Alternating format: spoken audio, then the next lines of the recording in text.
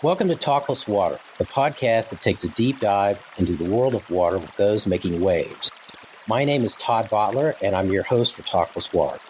I'm also the principal of Collaborative Water Resolution, which you can find at waterdisputes.org. In addition, I'm the editor-in-chief of Talk+Water and the Texas Water Journal. Both publications are free. My guest today is Maria-Elena, the United States Commissioner of the International Boundary and Water Commission, or IBWC. President Joe Biden appointed Hiner to serve as the U.S. Commissioner of the International Boundary and Water Commission in August 2021. Dr. Hiner is the second woman and first Latina to serve as the U.S. IBWC Commissioner. She previously served as General Manager of the Border Environment Cooperation Commission, also called BEC, an institution that develops environmental infrastructure along the U.S.-Mexico border in association with the North American Development Bank. During her tenure at the BEC, she focused on policies that addressed U.S.-Mexico cooperation on water, energy, and climate change. With the support of the BEC staff, she led the development and financing of $9 billion in environmental infrastructure, benefiting about 100 communities and over 10 million residents. In addition, she has published extensively on water policy and transboundary bilateral cooperation. Dr. Hiner's education includes a Bachelor of Science in Civil Engineering from Loyola Marymount University, a Master of Business Administration from the University of Texas at El Paso, and a Ph.D. in Public Policy from the University of Texas at Austin. She is also a registered professional engineer, first-generation college graduate, and daughter of an immigrant. Dr. Hiner is from the border region and attended Loretto Academy High School in El Paso, Texas. Commissioner Hiner, welcome to Talk+Water, and thank you for making time to talk with me. Thank you, Todd. I'm really excited to be able to talk about what my passion is of the border, water, infrastructure, and the International Boundary and Water Commission. Great. And I've been looking forward to this, and just to so everybody knows, if you hear thunderclaps in the background, I've got a little thunderstorm here in Montana where I am right now, and so that'll add a little additional, drama to our tape today. How about that?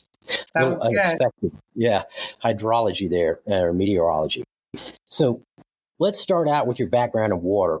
When did you first become interested in water and start to think, you could have a career devoted to water? Well, and actually, as you mentioned, I am a first generation college educated. And so definitely being an engineer was not something I woke up one day and felt that I wanted to be, right? And so I think it started for me in the engineering world was with Sister Frances Bechtold, a nun who was head of the physics department. And I took several math classes and science classes with her, and I loved it. I hated to write. I hated to speak in public.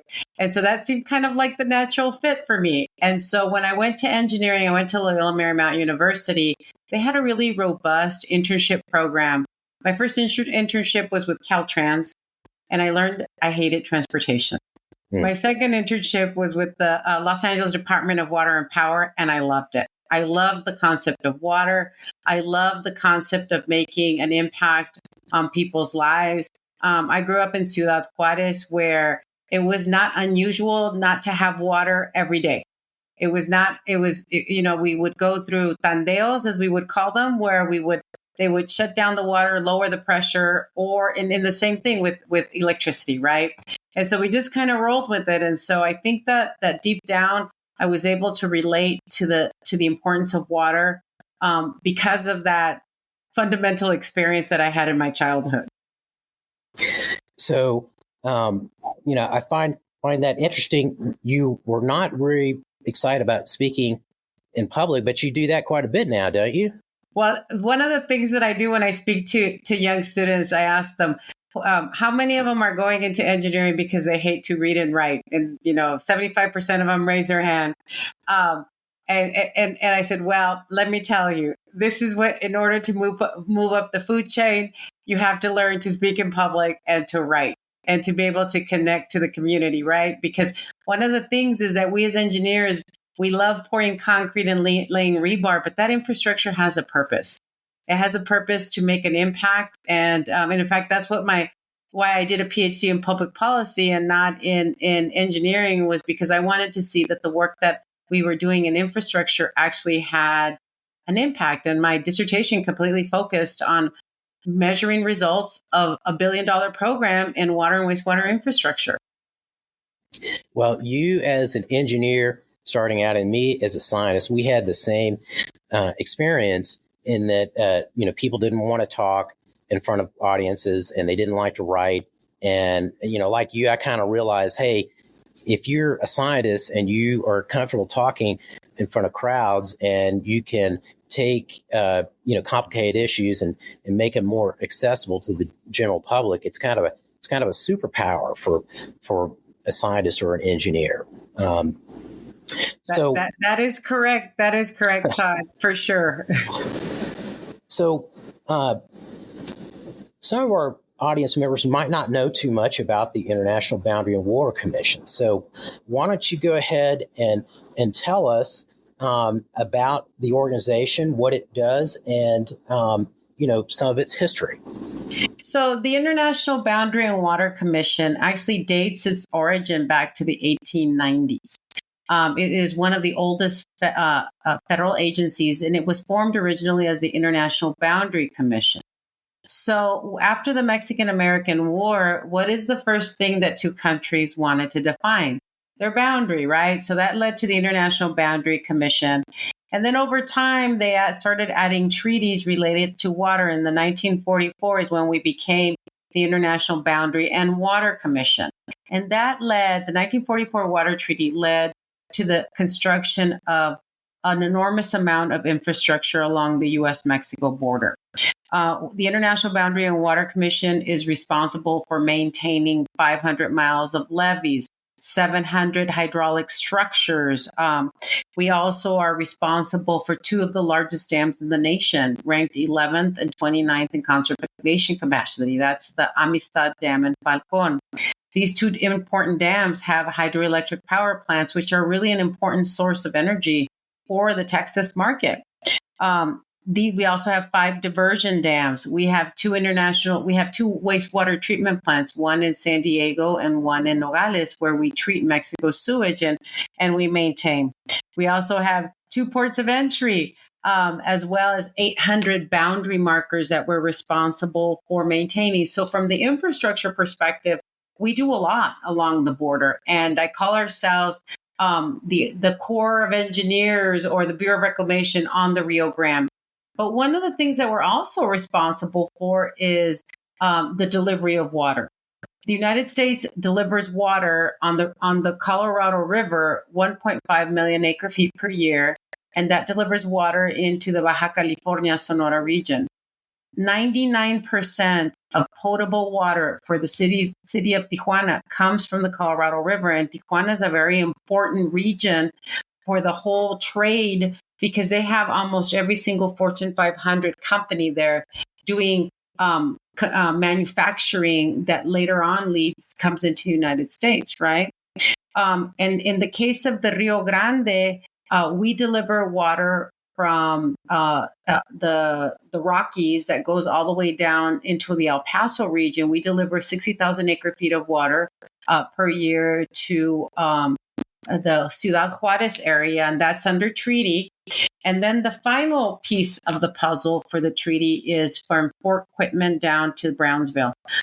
There, we are responsible for maintaining not only all of the infrastructure that delivers water, but also for ensuring that all the treaty requirements and measuring the ownership of water.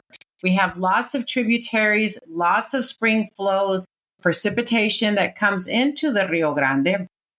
And that precipitation is an important water source for the 5 million plus people down in the Middle and Rio Grande Valley that are pretty much 100% dependent on this, right? So part of our work there is to ensure that Mexico meets their part of the treaty. They're responsible for delivering 350,000 acre feet of water per year, averaged out over 5 years. On the Colorado, there's a guaranteed annual delivery on the Rio Grande. It's over 5 years. And so we work with Mexico on all this infrastructure that we manage, because sometimes you don't want to build infrastructure that hurts the other side. And then, of course, there's a lot of there's a lot of work that we do aside on grazing permits, on permitting process for ports of entry, on fiber optics that is going into the floodplain. So anything related to infrastructure that touches the banks or the floodplain is something that we are also as part of the process. Well, that's a lot. I'm actually, surprised that some of the things you described that IBWC is doing. And so, kind of looking at that and what it's been doing over the decades, are there any accomplishments that in particular stand out to you that you are proud of as the lead for the IBWC in the United States? So one of the things that I think was probably the major accomplishment, and still resonates today, is the 1944 Water Treaty. There was a book that was published called River Basin Organizations in Water Diplomacy that was edited by Dr. Kira Kuhn and Dr. Schmeier from the Delft Institute and the Mekong River Basin Organization. And they studied about 20 transboundary riversheds. And so they found that the International Boundary and Water Commission was considered the gold standard for river basin organizations. There's about 300 river basin organization or river transboundary watersheds, and in about less than about a third have an actual institutional framework or some sort of agreements. And water is a very important commodity for economic development, for life, for ecosystems in the region. And so the reason that they came up with 4 factors that are needed to have a very robust RBO or river basin organization. One is a legal mandate. And for us, that's the 1944 Water Treaty. The other thing is the institutional setup. Having an organization, you can go from just having some sort of memorandum of understanding to an actually full-blown organization. And we are actually an organization of the International Boundary and Water Commission with 2 sections, one in the United States, which I lead, and one in Mexico, which is led by my fellow commissioner, it's Adriana Resendes, right? So in that sense, we tick off that box. And then there's 2 other ones, which is the technical. Do you have the science? Do you have technical activities such as monitoring going on? And again, on the Colorado River, that is very robust. On the Rio Grande, that is kind of on the starting stages of what we're trying to do. And then, do you have a strategic vision for how you manage your basin, right? And so those are the things that we as the IBWC work on day in and day out. And I think one of the things that was also published in, and I don't recall the name of the person that published it, but this individual did kind of a review of all the literature on the IBWC. And they documented very clearly that there has been very little to no conflict between the 2 countries related to water because of the tool that the IBWC has called the minute process, which is a tool that the 2 commissioners, when they come together, they can interpret the treaty and do works associated with that. And this minute process is a process that results as a binding contract between the 2 countries.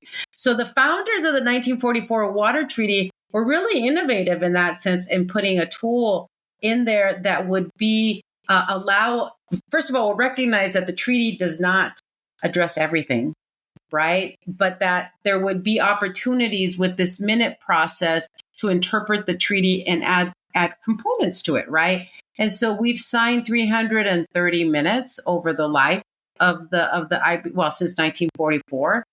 And they include water quality, they include infrastructure management, constructing infrastructure, even things like our logo, right? And so these are opportunities that are used to come to agreements on things that could potentially lead to conflict. So I think it's interesting what you were saying there. The last episode I did with Aaron Wolf, we were discussing, why you see water conflicts in some places you don't see in other places. And he was pointing out, well, you've got conflict between Georgia and Florida and Alabama, for example. And, there's no interstate compact there associated with those rivers. And this is the same with Tennessee and Mississippi with groundwater, right? There's no interstate compact there, although there could be maybe the first groundwater one. And so, really kind of this idea that, conflict can be avoided and managed if you have a structure for doing that in place through some kind of agreement. And you mentioned a couple times there your counterpart in Mexico, the Mexican Commissioner Adriana Resendez, who had a chance to do a Q&A with for Talk+Water. So I'm curious, how do y'all work together? I get the impression you all work well together, but is it a very formal process? You can't really call her up and say, hey, I think we should do this or do that. Or how does that work? I'm just curious. Right. So no, we definitely having trust and a meeting of the minds is really important to be able to avoid conflict. And one of the things that she and I talk almost every day, right? Sometimes every day, sometimes every other week, right? But we really keep in contact on a very regular basis. And so we highlight things that are happening. This is the first time this agency has had stressors in the San Diego, Tijuana region with pollution, in the Nogales, Arizona region with pollution, on the Colorado River region with drought, on the Rio Grande with pollution, with drought. And so we have stressors all along the river right now, and the boundary and the dry boundary side of our mandate. And so there's a lot to talk about that we have to do. And we have binational meetings that are more formal with interpretation and minutes that are generated from that. When the two of us come together, it forms a commission. And that commission is an opportunity for the two sides to talk very openly and frankly about the issues that are happening in each country. And what's really, I think, as I reflect now upon why we have such a great relationship and why we've been able to advance, and this probably also goes to previous commissioners, is that we are serving one region, right? One region that's really tied economically, culturally, and we recognize that one side's gain cannot be the other side's loss. It really is about growing the pie, right? And there's a saying, that goes along the lines that talking is how you find understanding. And so really building trust through information is really critical. And you can only do that with face-to-face conversations and regular communication. So now that we've kind of gotten a lot of the history and kind of the situation with your counterpart, down, I'm curious, did you have any specific priorities when you were named U.S. Commissioner that you wanted to see accomplished during your tenure? Right. And so tell us a little bit about that. So when I got to the agency, there was a 30% vacancy rate. Our budget for the region over 12, 15 years had been generally flat. Our average construction budget for the entire border to manage all of that infrastructure that I mentioned was around $32, $33 million per year. Our average operations and maintenance budget to manage all that infrastructure was between $40 and $48 million per year. Okay. And so we had all of these issues when I got there. And so it was really hard for me to wrap my head around all of the things that needed to be done. So the way I do it is I drop things in buckets, right? And so I came up with my 3 Ps, my people, my projects, and my policies, right? And so I went through and I said, okay, these are the things that we're going to be working on with regards to people. And people means external stakeholders as well as our staff, right? And so when I visited our field offices, the field offices said, we are not getting training. We only get 1 pair of boots per year. And I was like, and you're outside every single day in 100+ degree weather, and you get 1 pair of boots per year, right? Basic things like that. Tools. They didn't ask for money. They asked for tools and equipment so that they could work. I mean, people were very dedicated and focused on this, but there was a very low morale. And then I had the stakeholders, right? A lot of distrust. We had dozens of lawsuits against this agency. I'd say about a dozen lawsuits against this agency from California, from Arizona, from the cities and organizations and all of that, right? Because this organization was seen as being very closed and nobody knew what was going on, right? Then so kind of opened it up. I went and I visited all of the communities, all of the offices, and then I started to kind of get an understanding of what the needs were, right? And so then that led me to what I call my people and my projects and my policies, right? We have a lot of unfunded needs. We had equipment that people were working with that were over 10 years old. In 2 years, we have bought almost 70 pieces of heavy equipment. When before that, I think something like half a dozen had been bought in like 10 years. And so what that said was that how were we achieving our mission, right? If people they had equipment that didn't have tires at work. They had equipment that wasn't, they looked like junkyards, quite frankly. So we bought a lot of equipment. Our funding now went from a combination of about, 70 to 80 million. This last year, our funding went up to 221 million. Okay. And so, that's yeah. huge. Right. And so these are resources that this region deserves. And so with that now, our wastewater treatment plant in San Diego had only had $4 million worth of investment over 10 years. And we had a federally funded, federally operated facility not meeting federal law. And so now, we did a condition assessment on it. We did to figure out what the need was. We were talking about over $120 million worth of investment that was needed in that plant, right? That's just one example. We have the same situation in Nogales to a much smaller degree. We have $500 million worth of sediment accumulated in the El Paso, New Mexico, all the way down to South Texas. That is really dangerous for flooding for our communities there, right? And then down along the river, our Amistad Dam, ranked 11th in the nation, part of it is eroding. Water is going under the dam.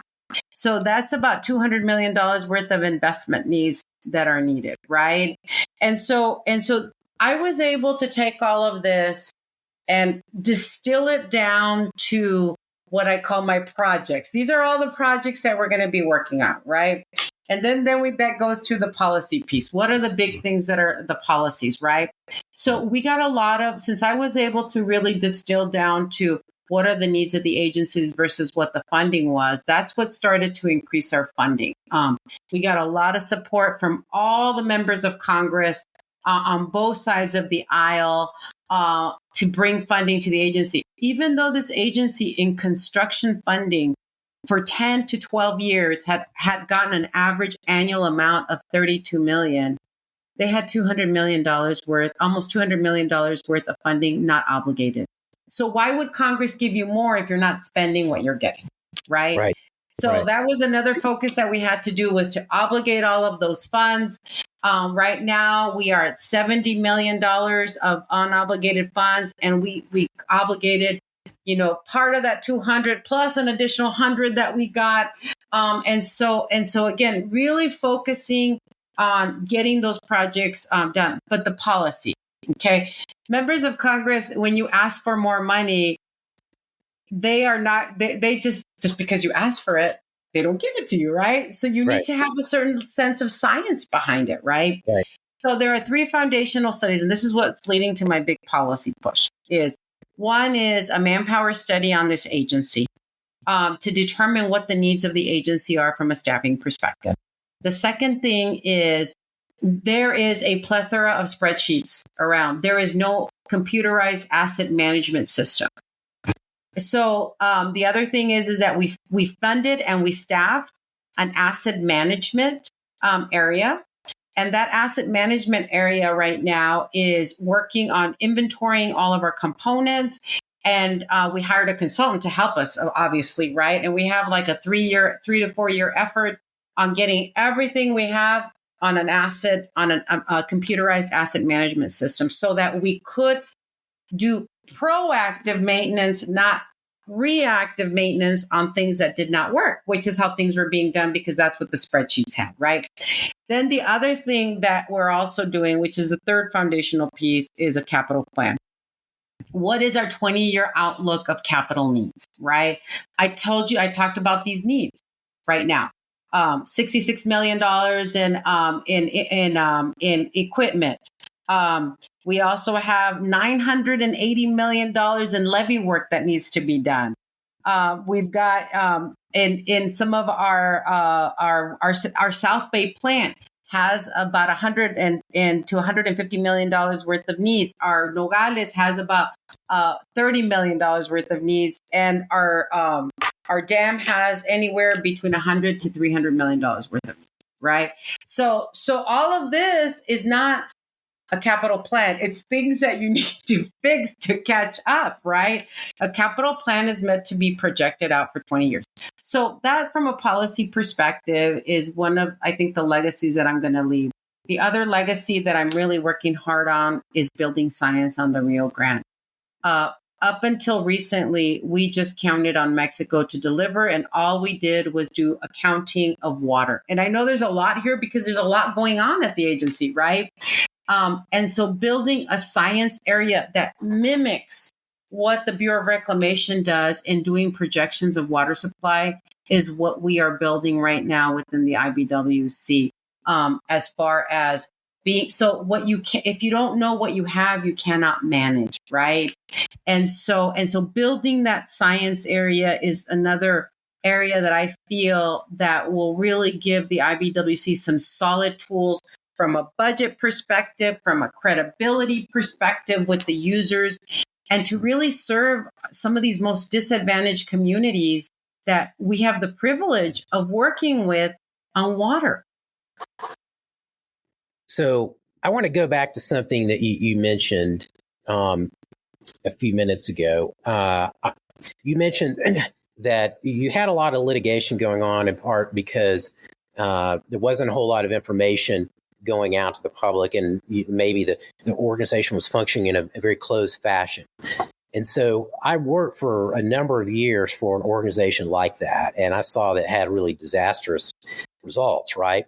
Because, you're not talking to anyone. They don't know what you're doing, why you're doing it. They don't trust you. And, you end up getting sued a lot.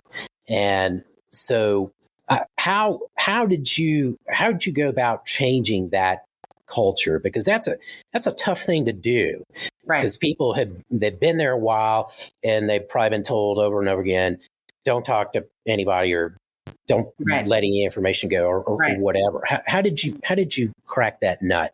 So it takes, I call well poisoners. It takes as being very detrimental to an organization, right? It takes just a little bit to poison the well, right? And so I was very fortunate, because when I got there, I started really pushing on things that we needed to do. And a lot of the well poisoners retired. And so that was a good thing, for both parties, right? This organization was going to evolve, and maybe this organization no longer was a good fit for them, right? But the beautiful thing about this organization is that staff love what they do. They really love what they do. And once I empowered, there was this culture of no fear. There was this culture of empowering creativity. It really started to blossom, right? And so one of the things that I do is I'm very hands-on oriented. I tell people I'm not micromanaging, but I need to understand.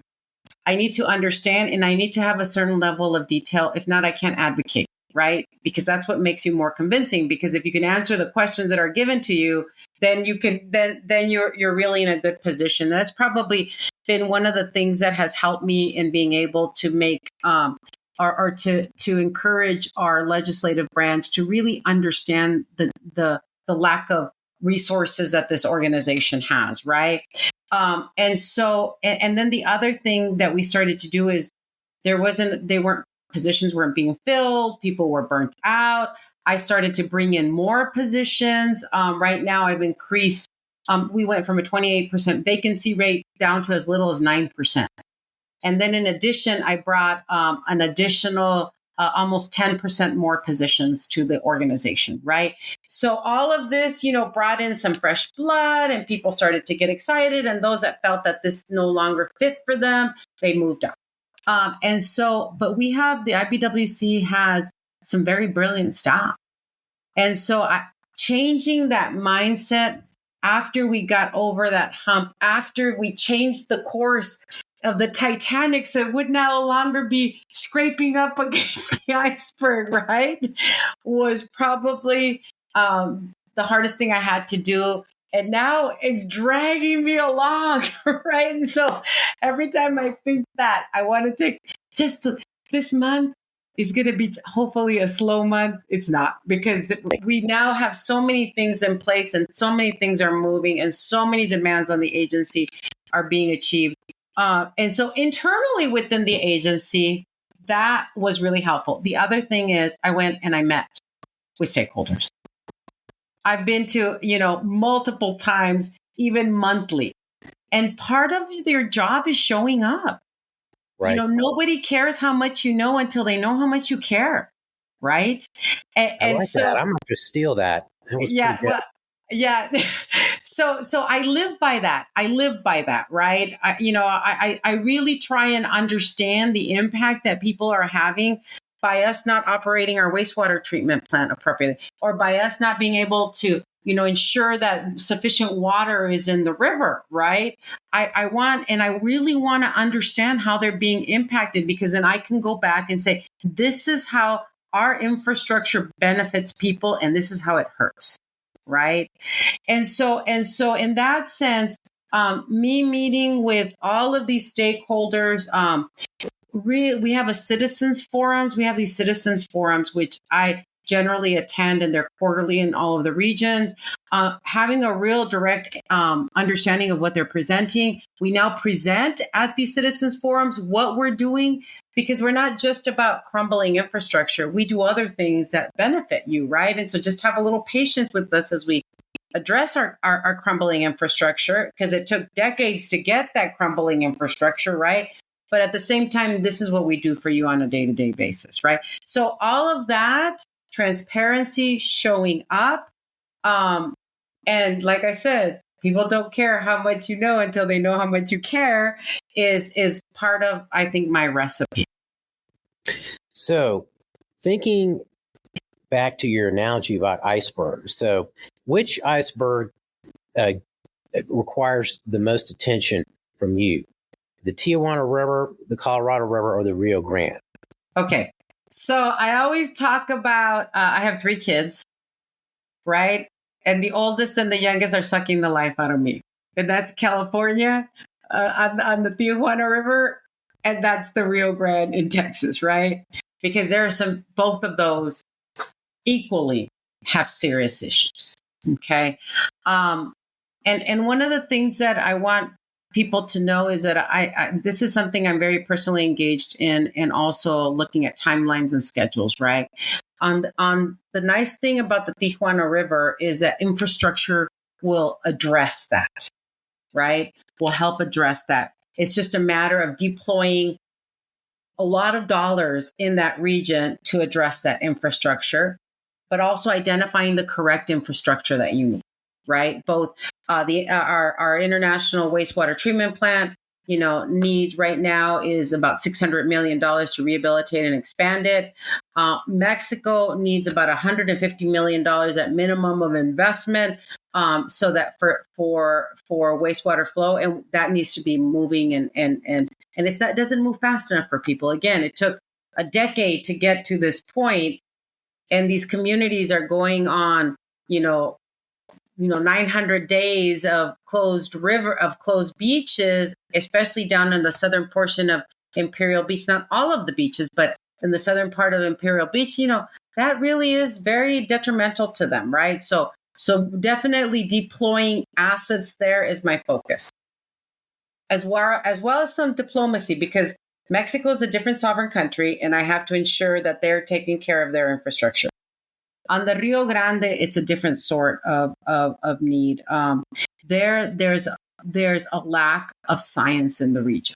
Okay, and one of the things that this agency, hydrology, it's called water accounting. The two principal hydrologists that we had, their big focus was on just accounting for water. But since then, we've added more hydrologists, and we actually are now having them do more science. Okay, we have all this beautiful data, all of this data gathering, and how do you start using that data to understand? Because you can't manage what you don't know or what you can't measure, right? And what we're now starting to share with the public, and again, part of it for me was going out there, meeting with the farmers, really understanding how they're being impacted by this. And at the same time, one of the questions that I got was, what is going on with U.S. inflows? That is 100% U.S. water. So we have now built this binational model that will be a tool for managing the watershed. We don't own the water. The water is owned by the water is requested by the state of Texas. I think we may own some of it, but for now, I believe that Texas is the one that is responsible for saying how the water is being allocated. And given that, they are the ones that are responsible for saying how the water is delivered. So we have to basically just open the gates and water goes out, right? And so the challenge right now is for them to understand how the hydrology is changing. And that is one of the things that we've barely started to roll out in the last year, especially in the last few months, is that the hydrology for the region has decreased by 30%, over 30%. That's about almost 500,000 acre feet that region is no longer receiving.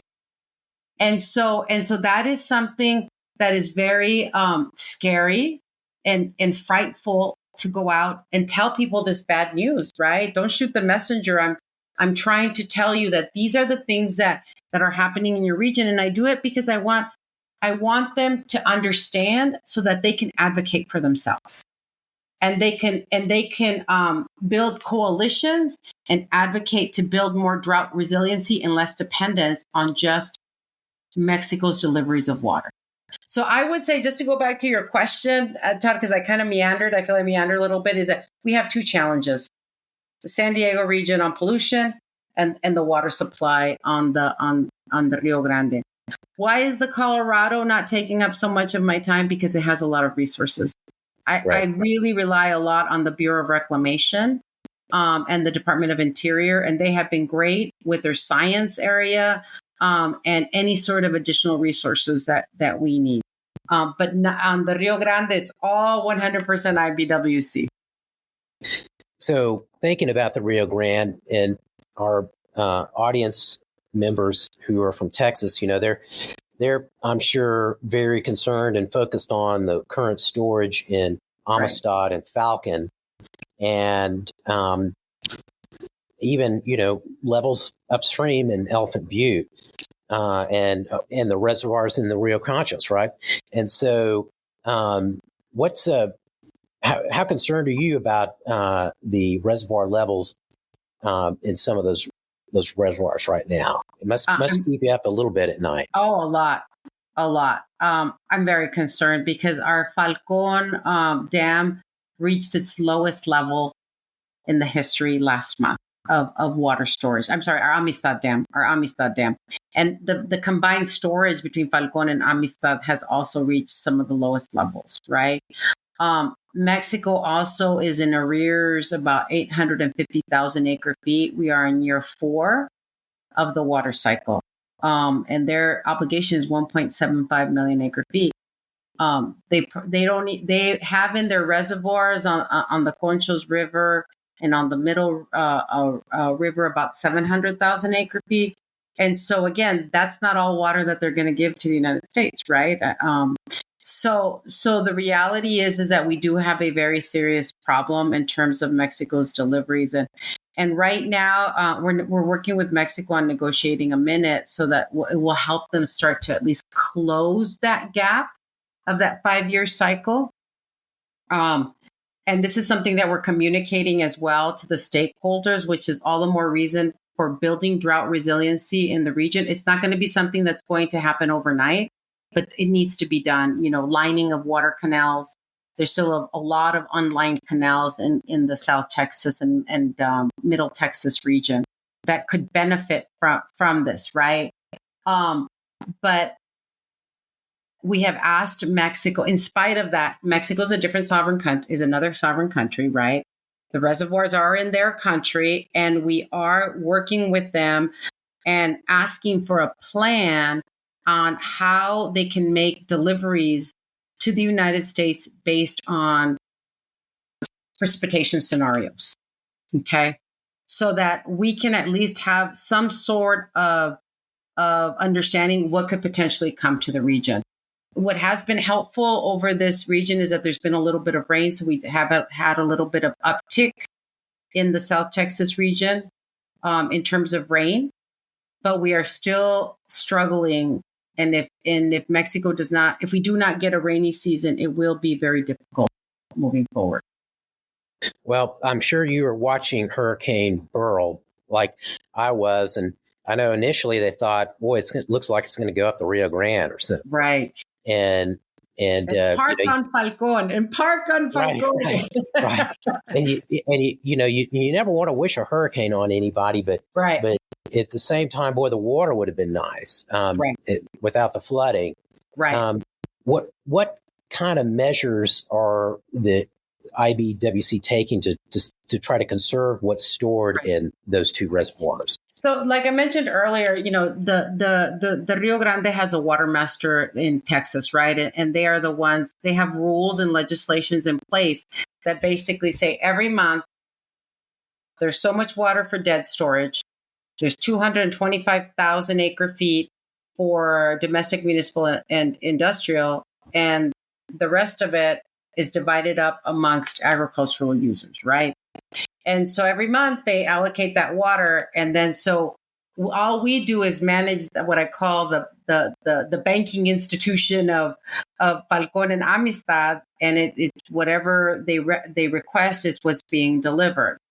So the way we are trying to impress upon the communities about the importance of conservation and putting in drought plans, especially in the cities, is by sharing this data of what is happening hydrologically in the basin, and 2, what are projections based on history of what can happen to the reservoir.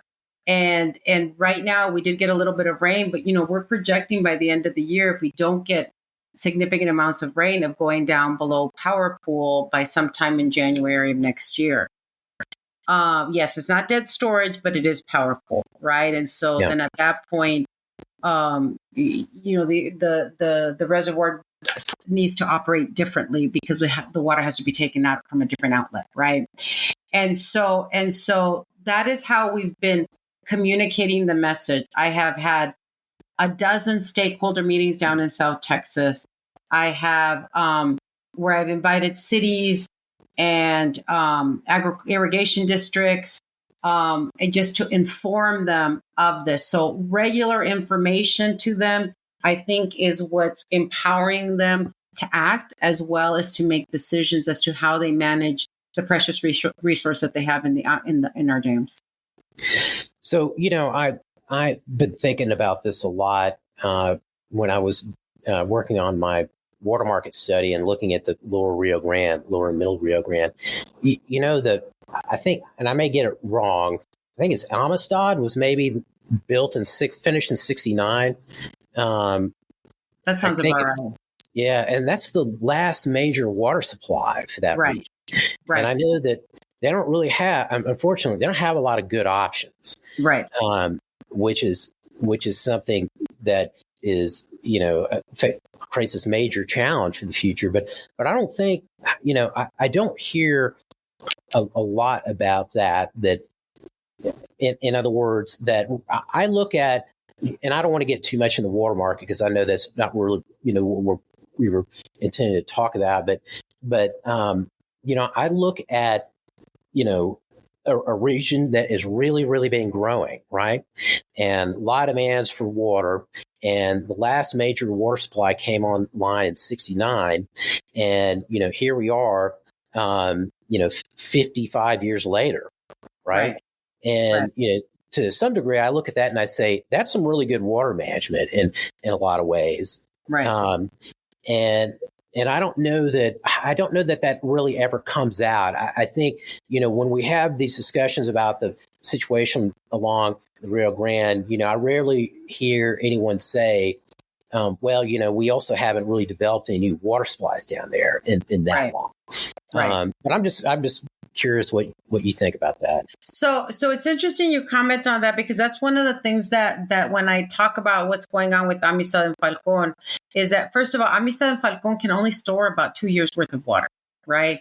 And so if we're dependent on Mexico's water deliveries, which is about a third of the water that goes, about 25% of the water that's needed by the region, then there's not enough space to store, to wait until the end or close to the end of a 5-year cycle, right? Or much less, even longer.